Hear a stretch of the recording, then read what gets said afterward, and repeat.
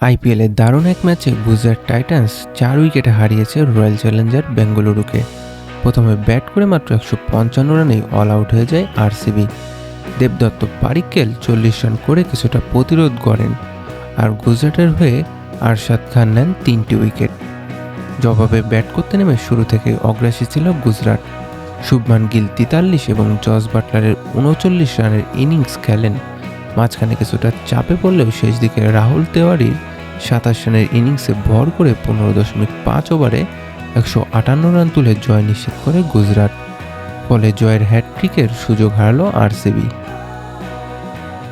অন্যদিকে মুম্বাই ইন্ডিয়ান্সের ২৪৩ রান করেও জিততে পারল না।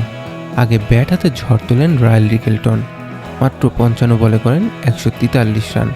সঙ্গে জ্যাকসনের ৪৬ রানের ইনিংসে বড় স্কোর দাঁড় করায় মুম্বাই।